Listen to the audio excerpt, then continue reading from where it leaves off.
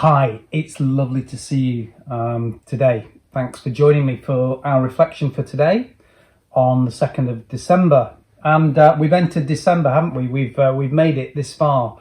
And at this time of the year, in Advent, the church reflects really deeply, I think, on God's promises for the future, promises that we can confidently put our hope in.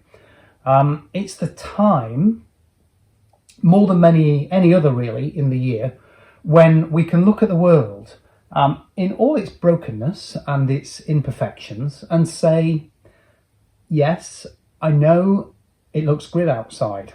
It looks particularly grim outside at the moment, actually. Yes, I know it looks grim outside, but things aren't always what they seem. They're not always what they appear. Things will not always be the way that they are. And we see that things are broken, but we have hope. Well, why, you might ask? Why would we be able to have hope? Why might we think that having hope is a reasonable thing to do? Well, first, very simply, because God insists that whatever it might look like, he did actually create all things. And, really importantly, he created them good. And second, because he also insists that despite their brokenness, he will not leave things broken forever. So deep, really deep, deep in the heart of the Christian faith, running right through the heart of the Christian way of seeing the world, like letters through a stick of rock almost, is an insistence that we do have good reason to hope. We have good reason to hope. Not because everything in the garden is rosy, clearly they're not. Not because Christians are somehow immune from the suffering and pain in the world, because clearly we're not. But because God tells us that everything will be okay in the end. And importantly, we believe him when he says it. In one of the Bible readings that are sort of set for today in the church calendar, we get to hear this promise in a vision of the future. And one of Jesus's closest friends, John, after years spent with Jesus during his life and his ministry on earth, and then after decades of life in the earliest church, after Jesus' death and resurrection, decades actually seeing his friends killed and persecuted, but also decades of the church growing incredibly, explosively. Jesus' message of hope and love flowing out into the world. But what John finds as an old man, after all of that has happened, after he's experienced all of this in life, John, as an old man, one of the few surviving last disciples of Jesus, finds himself on exile on the Greek island of Patmos. And God comes to him in a vision, and he's given this image of what God will do in the future. And he says this is the image that he's given. Then I saw a new heaven and a new earth. The first heaven and the first earth disappeared, and the sea vanished. And I saw the holy city, the new Jerusalem, coming down out of heaven from God, prepared and ready, like a bride dressed to meet her husband. I heard a loud voice speaking from the throne. Now God's home is with people. He will live with them, and they shall be his people. God himself will be with them, and he will be their God. He will wipe away all tears from their eyes. There will be no more death, no more grief, or crying or pain. The old things have disappeared.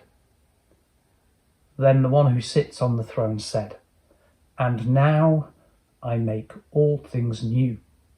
He also said to me, "Write this, because these words are true and can be trusted. It is done. I am the first and the last, the beginning and the end. To anyone who is thirsty, I will give the right to drink from the spring of the water of life without paying for it. And it's a beautiful image, isn't it? It is a beautiful image of God bringing his vision for the whole of creation to fruition, of God finishing the job, if you like, a fruition where there's no more death, no more grief or crying or pain. We don't know what it will look like in detail, but we do know that it will involve heaven and earth coming together, God permanently living with his people.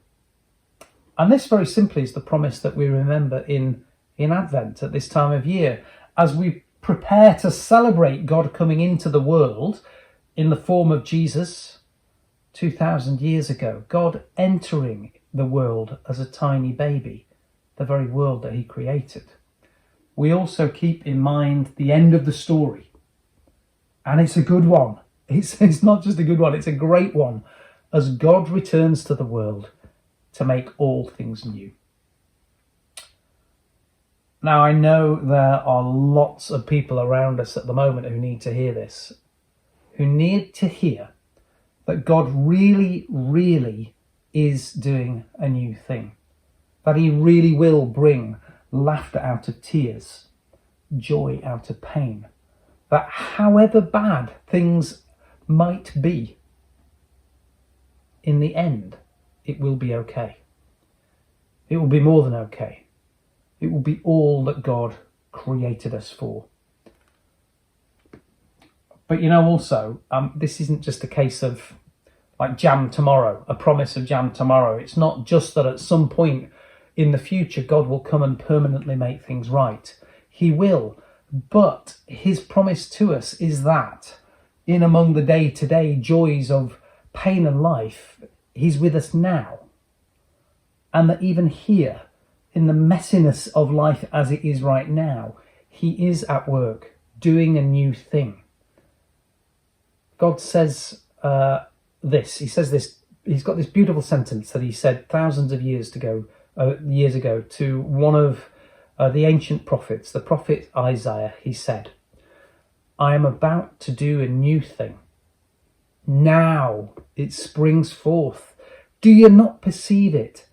I will make a way in the wilderness and rivers in the desert." In other words, God is reminding us that he is always, always at work. His new things are on the way. If we're attentive enough, we can see a glimpse of them. Things might look barren and lifeless, but his life-bringing water is present with us. To all who are thirsty, he invites us to drink from the water of life. And that's really simply our invitation this Advent, isn't it? To trust in God's promises. To trust in God's promises to do a new thing.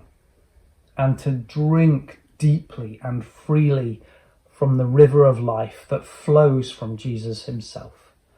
So I pray that this Advent time, maybe today, tomorrow, we'd each be able to glimpse in amongst all the mess of life that God really is doing a new thing among us. And he invites us to come and be a part of it. I do wish you a blessed day, evening, whenever you're watching this. And I look forward to seeing you again. Bye-bye.